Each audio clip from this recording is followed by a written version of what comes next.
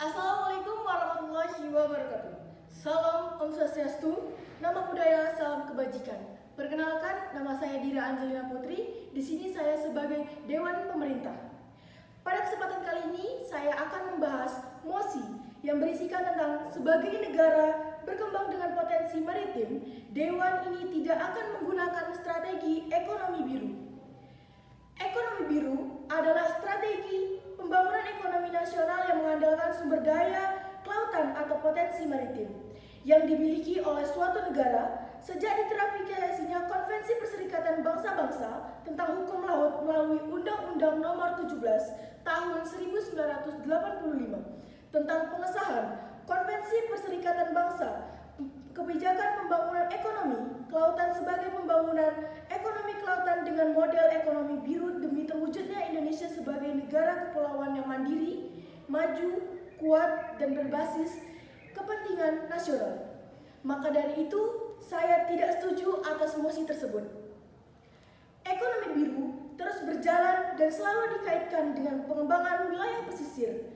Konsep ekonomi biru sama dengan konsep ekonomi hijau, yaitu ramah lingkungan dengan berfokus kepada negara berkembang yang memiliki wilayah laut yang biasa disebut dengan small island development states (SEDS).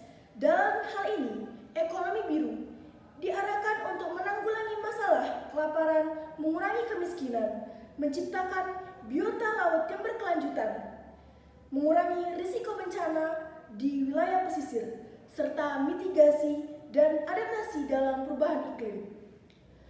Program yang akan dirancangkan sebagai bagian dari terciptanya ekonomi biru untuk menjadikan laut sebagai sumber kesejahteraan, yaitu program infrastruktur kawasan terumbu karang dan mangrove Lautra, Laut Sejahtera. Program ini bertujuan untuk meningkatkan pengelolaan terumbu karang dan ekosistem mangrove beserta kawasan konservasi. Dengan adanya pengelolaan serta memperbaiki kondisi sosial ekonomi untuk meningkatkan sumber daya alam dan kesejahteraan masyarakat, penerapan ekonomi biru membutuhkan keterlibatan multisektor dengan arah dan platform yang jelas untuk lautan berkelanjutan. Untuk itu, kami terbuka untuk bekerja sama dengan berbagai pemangku kepentingan, khususnya untuk lebih meningkatkan implementasi ekonomi kelautan Indonesia yang berkelanjutan. Berdasarkan informasi yang saya dapatkan di KKP Go ID, Direktorat Pendayagunaan Pesisir dan Pulau-Pulau Kecil, Kementerian Kelautan dan Perikanan KKP tengah mengaungkan konsep ekonomi biru dalam presidensi G20 2022. Menteri Kelautan dan Perikanan Sakti Wahyu Trenggono mengatakan, ekonomi biru merupakan konsep yang berupaya mewujudkan keseimbangan antara dua aspek yang terkait dalam ekosistem kelautan, yaitu ekologi dan ekonomi. Dengan kata lain, ekonomi biru tidak semata-mata melihat potensi kelautan sebagai komoditas ekonomi, tetapi juga sangat menekankan kepada vitalnya sebagai menjaga kelestarian lingkungan hidup di dalam ekosistem bahari.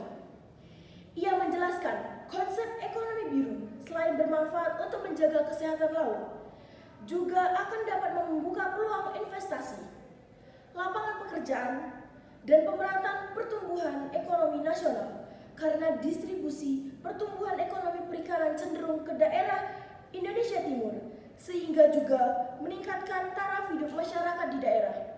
Tentunya, kegiatan ekonomi biru dilaksanakan sebab ada pertimbangan dari pemerintah Indonesia yang memiliki manfaat untuk negara agar lebih maju dan lebih berkembang.